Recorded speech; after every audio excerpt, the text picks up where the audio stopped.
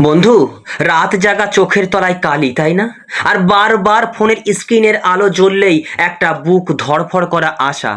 ওর message নয় তো? ও কি নিজের ভুল বুঝতে পেরেছে? কিন্তু না, স্ক্রিনটা অন্ধকারই থাকে।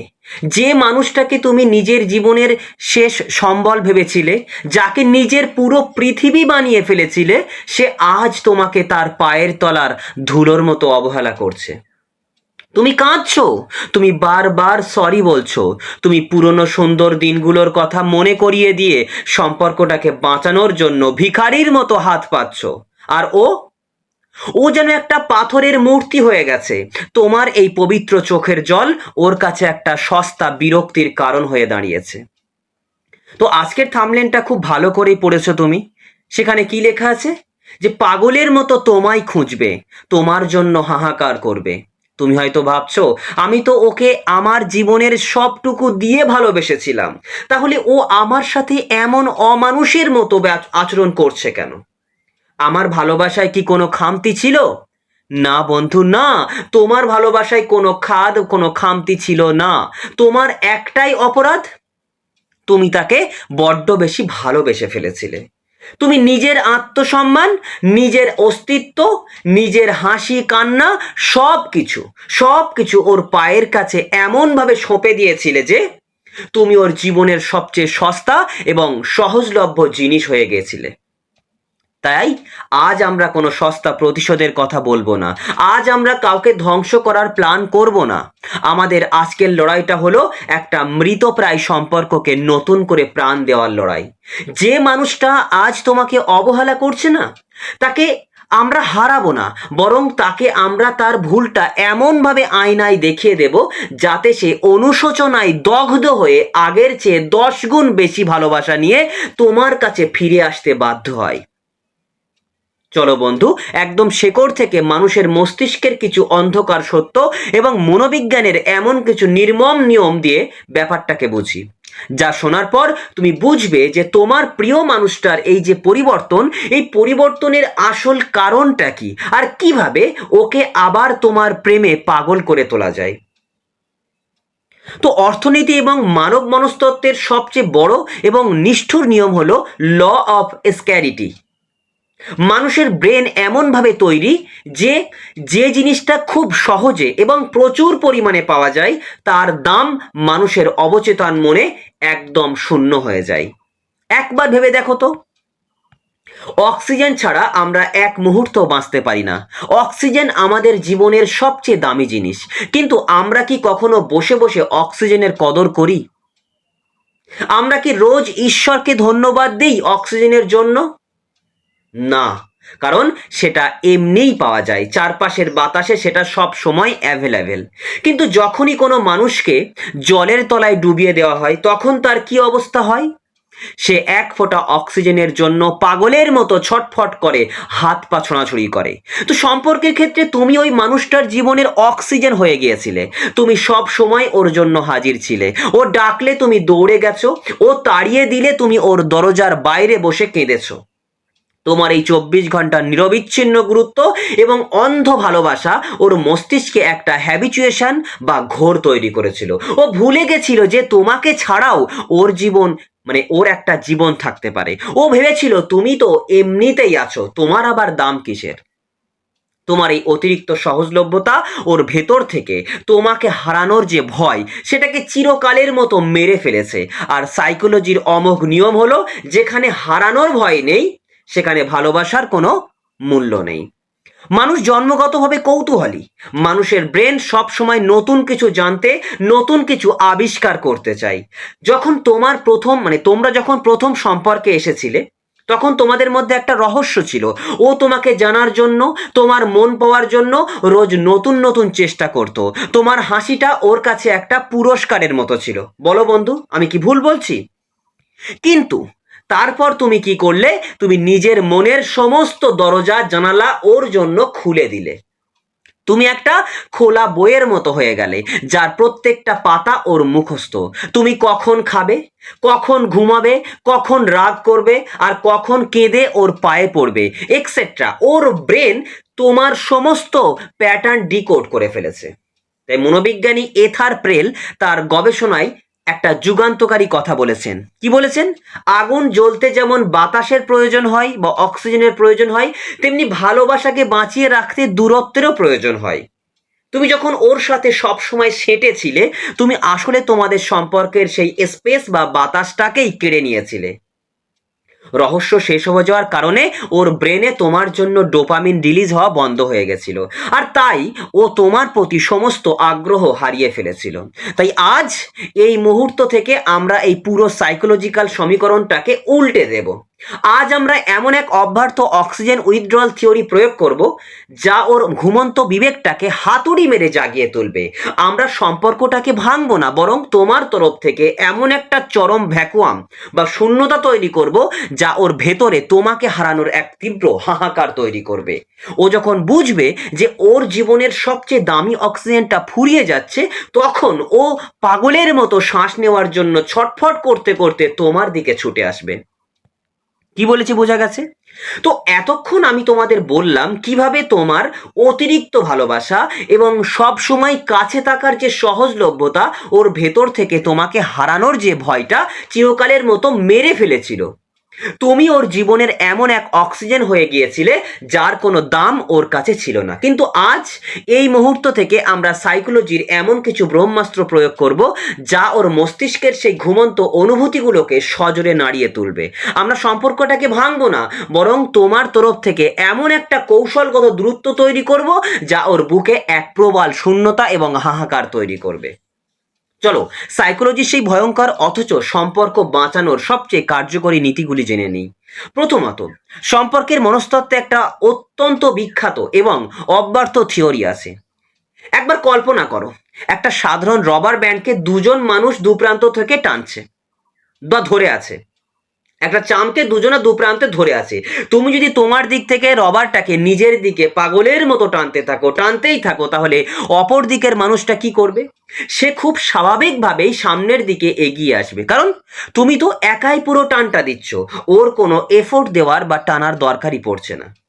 এতদিন তোমাদের সম্পর্কে ঠিক এটাই হচ্ছিল।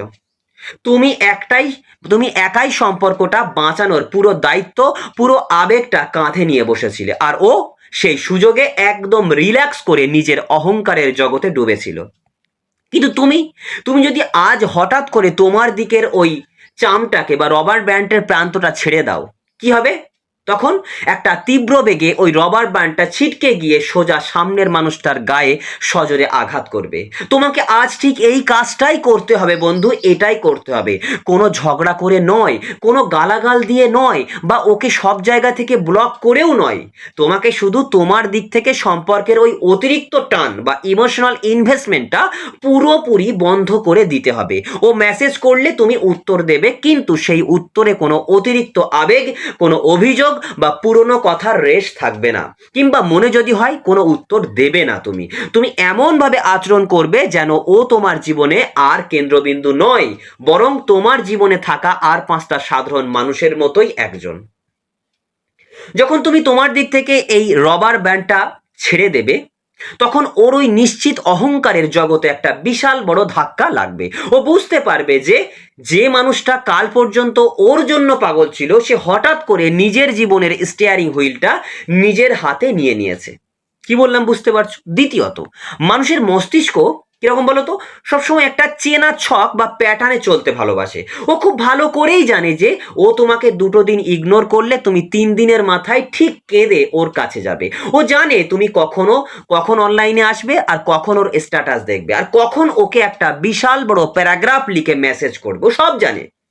তোমার এই যে প্রোডাক্টিবিলিটি বা অনুমান যোগ্যতা ওর কাছে চরম বোরিং হয়ে গেছে। আজ তোমাকে সাইকোলজির এই প্যাটার্ন ইন্টারপ্রেশন টেকনিক দিয়ে ওর ব্রেনের সেই চেনা ছকটাকে হাতুড়ি মেরে ভেঙে দিতে হবে।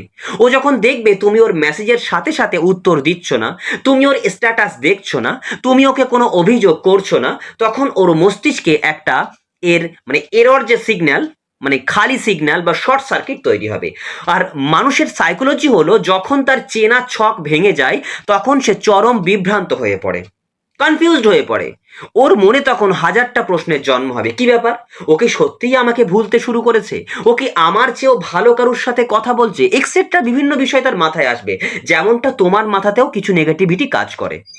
তো যাই হোক, এই একটা ছোট্ট সন্দেহ, এই একটা কনফিউশন ওর ভেতরের সেই মরে যাওয়া হারানোর ভয়, আবার সেই হারানোর ভয়টাকে আবার জ্যান্ত করে তুলবে। তোমার প্রতি যে হারানোর ভয় ছিল না, সেই হারানোর ভয়টাকে আবার জ্যান্ত করে তুলবে। ও তখন তোমার এই নতুন শান্ত এবং আত্মবিশ্বাসী রূপটাকে ডিকোড করার জন্য, তোমার ভেতরের খবর জানার জন্য পাগলের মতো ছটফট করতে শুরু করবে। তৃতীয়ত, প্রাচীন রোমান সাম্রাজ্যের বিখ্যাত দার্শনিক সেনেকা তিনি বলেছিলেন, অতিরিক্ত উপস্থিতি মানুষের মূল্য কমিয়ে দেয়, আর সঠিক অনুপস্থিতি মানুষের সম্মান বাড়িয়ে দেয়। তুমি কি জানো মানুষ কখন কারুর আসল দাম বুঝতে পারে? যখন সেই মানুষটা তার চোখের সামনে থেকে সরে যায়। তুমি যখন সারাদিন ওর চোখের সামনে তোমার ওই কান্নাকাটি করা দুর্বল এবং ভিখারির মতো রূপটা নিয়ে পড়েছিলে, ও তখন তোমার আসল রাজকীয় রূপটা ভুলে গিয়েছিল। হ্যাঁ, ভুলে গিয়েছিল। তাই আজ তোমাকে তোমার সেই পুরনো শক্তিশালী এবং হাসি খুশি সত্তাটাকে আবার ফিরিয়ে আনতে হবে। তুমি নিজের কাজে ফোকাস করো, নিজের বন্ধুদের সাথে সময় কাটাও, নিজের লক্ষ্যগুলো পূরণ করার জন্য পাগলের মতো খাটো, আর সেই বদলে যাওয়া সফল মানুষটার ঝলক ওকে দেখতে দাও। তুমি দেখাতে যেও না, ও আপনিই দেখতে পাবে। যখন ও দেখবে যে ওকে ছাড়াও তোমার পৃথিবীটা কত সুন্দর, তুমি কতটা আত্মবিশ্বাসী, তখন ওর নিজের প্রতি বিশ্বাসটা টলতে শুরু করবে। ওর মনে হবে, আমি কি আমার জীবনের সবচেয়ে দামি রত্নটাকে হারিয়ে ফেলেছি, অবহেলা করেছিলাম, এই সুন্দর মানুষটাকে কি আমি চিরকালের মতো হারিয়ে ফেলছি? তোমার এই সাময়িক অনুপস্থিতি আর নিজের ওপরে ফোকাস করাটা ওর চোখে তোমার ভ্যালু বা দাম এক লাফে 10 গুণ বাড়িয়ে দেবে। ও তখন বুঝবে যে তুমি কারুর পায়ের তলায় পড়ে থাকার মতো মানুষ নও, তুমি একটা আস্ত সাম্রাজ্যের শাসক। বন্ধু, আমি জানি এই কাজটা তোমার জন্য কতটা কষ্টের। যে মানুষটাকে ছাড়া তুমি এক মুহূর্ত থাকতে পারো না, তাকে এভাবে কৌশলগতভাবে ইগনোর করাটা যেন নিজের বুকে নিজে পাথর চাপানের মতো। আমি বুঝতে পারছি কষ্টটা হবে। তোমার হয়তো মনে হচ্ছে, আমি যদি যোগাযোগ না রাখি, ও যদি আমাকে সত্যিই ভুলে যায়। কিন্তু বিশ্বাস করো বন্ধু, একটা পচে যাওয়া ডালকে কেটে বাদ না দিলে যেমন পুরো গাছটা মরে যায়, তেমনি তোমার এই অতিরিক্ত ইমোশনটাকে এখন আটকে না রাখলে তোমাদের পুরো সম্পর্কটাই মরে যাবে। এই সাময়িক দূরত্বটা হলো সম্পর্কটাকে চিরকালের মতো বাঁচানোর একটা ওপেন হার্ট সার্জারি। এই সার্জারিতে একটু কষ্ট হবে ঠিকই, কিন্তু এরপরেই তোমরা দুজনে একটা নতুন জীবন পাবে। কি বললাম, বুঝতে পেরেছো? তো এই ওপেন যে হার্ট সার্জারির পর যখন তোমার দিক থেকে সেই চরম স্তব্ধতা আর শূন্যতা তৈরি হবে, তখন তুমি ঠিক কি দেখতে পাবে জানো? তুমি দেখতে পাবে সাইকোলজির সবচেয়ে জাদুকরী এবং অব্যর্থ একটা রূপান্তর।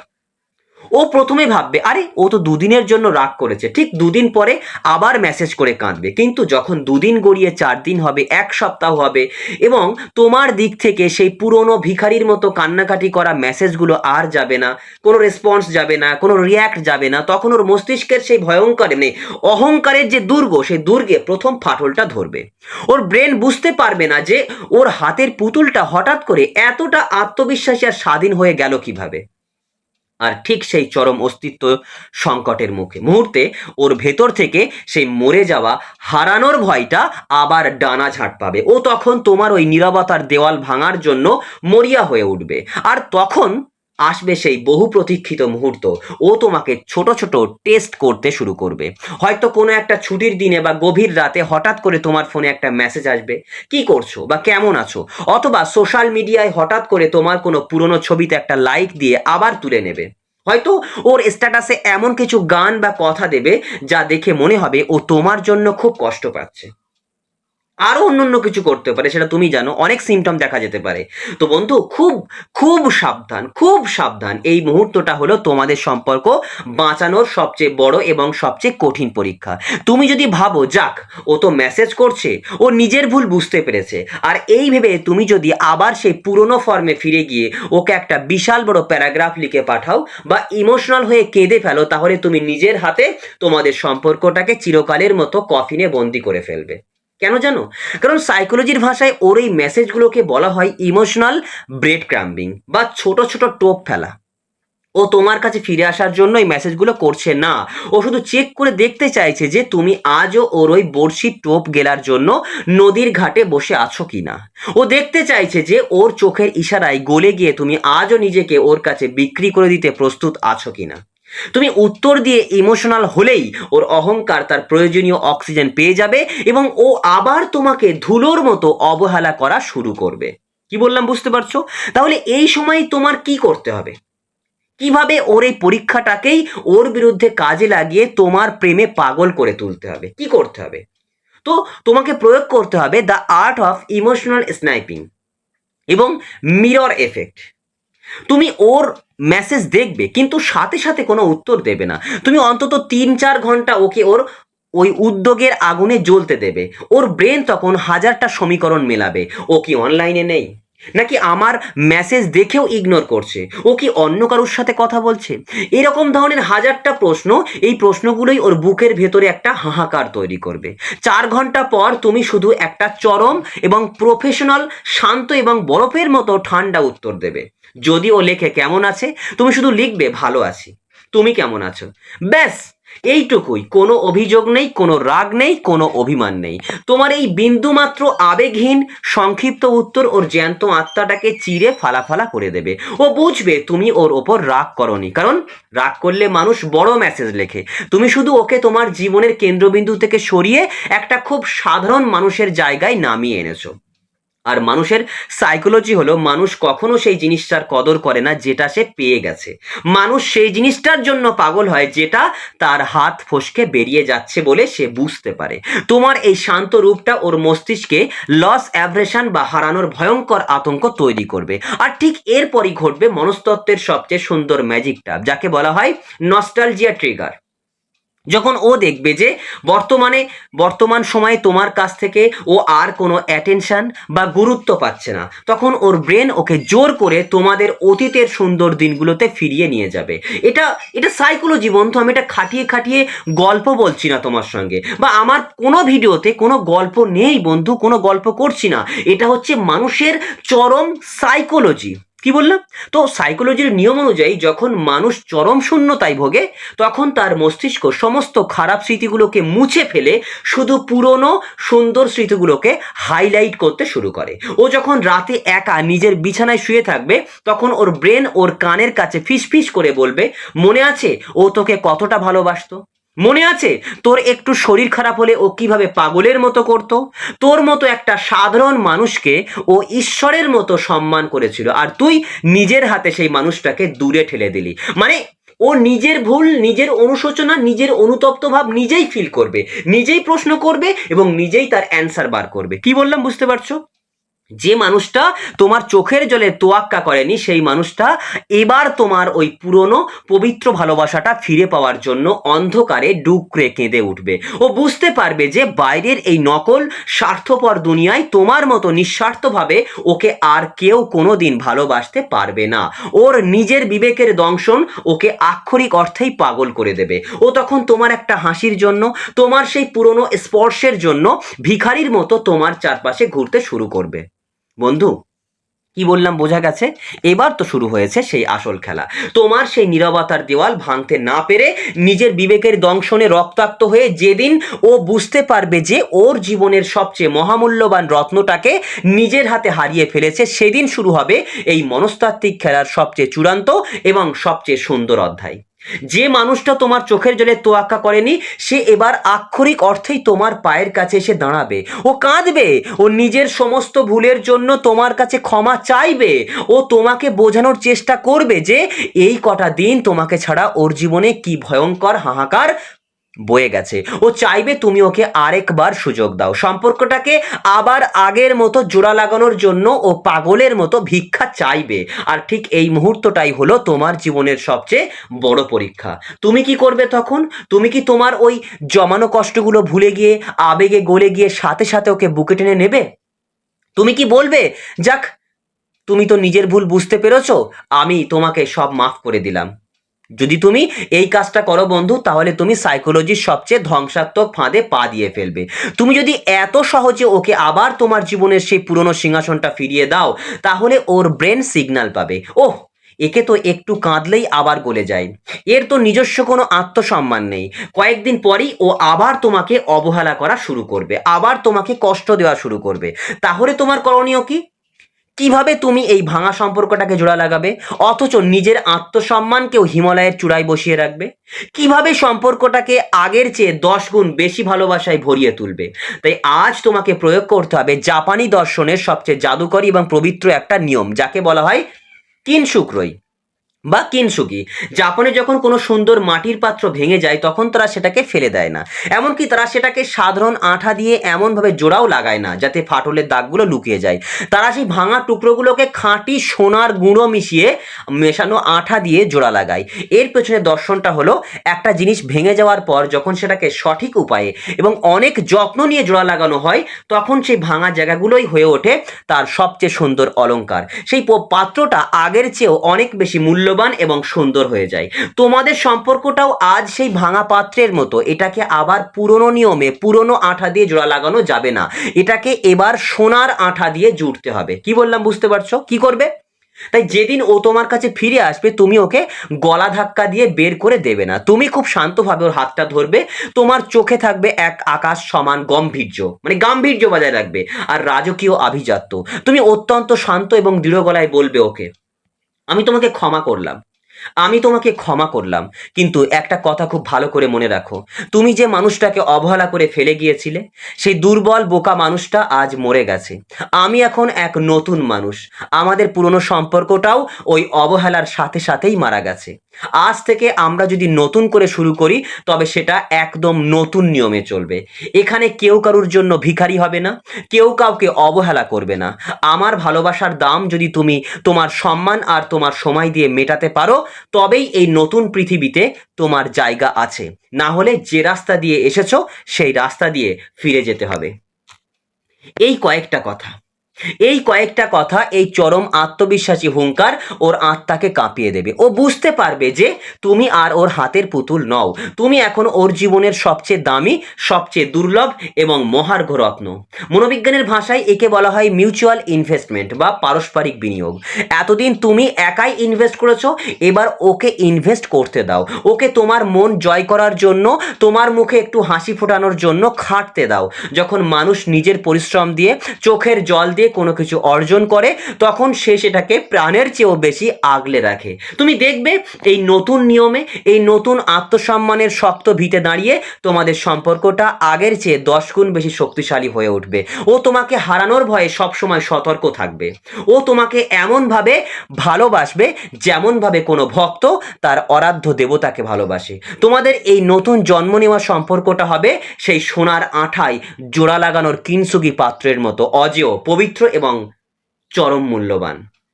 কিন্তু বন্ধু, এর সাথে সাথে আমি তোমাকে চরম বাস্তবতার একটা কঠিন কথা মনে করিয়ে দিতে চাই।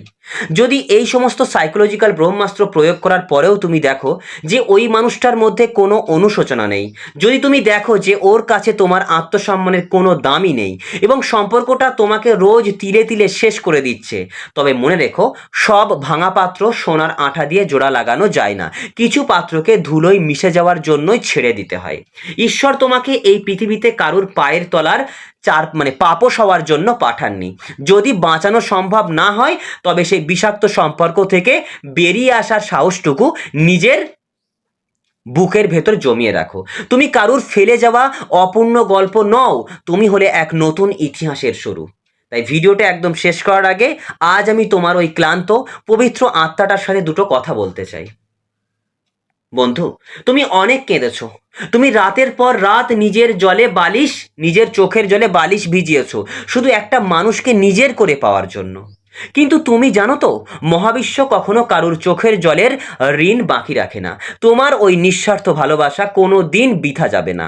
যে ঝড় তোমার জীবনে এসেছিল সেটা তোমাকে ধ্বংস করতে আসেনি, সেটা এসেছিল তোমার ভেতরের আসল শক্তিশালী রূপটাকে জাগিয়ে তোলার জন্য। আজ রাতে আয়নার সামনে দাঁড়িয়ে নিজের চোখের জলটা শেষবারের মতো মুছে ফেলো। নিজের ওই সুন্দর মুখটার দিকে তাকিয়ে নিজেকে কথা দাও, তুমি আর কারুর কাছে ভিক্ষা চাইবে না, তুমি শুধু নিজের আত্মসম্মান আর নিজের ফোকাসটাকে এমন একটা উচ্চতায় নিয়ে যাবে যেখানে ওই মানুষটা তোমার ভালোবাসা পাওয়ার জন্য আক্ষরিক অর্থেই পাগলের মতো তোমার পায়ের কাছে এসে বসে থাকবে। তুমি একটা জ্বলন্ত সূর্য বন্ধু, আর সূর্য কখনো কারুর অবহেলার মেঘে চিরকাল ঢাকা থাকতে পারে না। যেদিন তুমি নিজের আলোয় জ্বলজ্বল করবে, যেদিন তুমি নিজের ভ্যালু বুঝতে শিখবে, সেদিন গোটা পৃথিবী তোমার প্রেমে পড়তে বাধ্য। ভিডিওটা ছেড়ে যাওয়ার আগে নিজের আত্মাকে সাক্ষী রেখে বুকের ভেতরের সমস্ত যন্ত্রণা আর ভালোবাসাকে একসাথে মিলিয়ে কমেন্ট বক্সে তোমার জীবনের এই শ্রেষ্ঠ পুনর্জন্মের হুঙ্কারটা গোটা মহাবিশ্বকে জানিয়ে দিয়ে যাও বন্ধু। কি লিখবে? আমি আর ভিখারি নই, আমি আমার ভালোবাসার পুনর্জন্ম দেব, আর নিজের আত্মসম্মানকে মুকুট পরাবো। খুব ভালো থেকো বন্ধু, নিজের ওই সুন্দর হাসিটা আর কখনো হারিয়ে যেতে দিও না। নিজেকে অনেক অনেক অনেক বেশি ভালোবাসতে শেখো। তোমার এই নতুন জন্মে, তোমার এই রাজকীয় যাত্রায় আমি তোমার ছায়া হয়ে সব সময় তোমার সাথে আছি। চোখের জল চিরকালের মতো মুছে ফেলো বন্ধু। দেখা হচ্ছে নতুন কোনো ভোরের আলোয়, বিজয়ের ঠিক ওপারেই। তো ভিডিওটি তোমাদের কেমন লাগলো অবশ্যই কমেন্টে জানাতে ভুলবে না।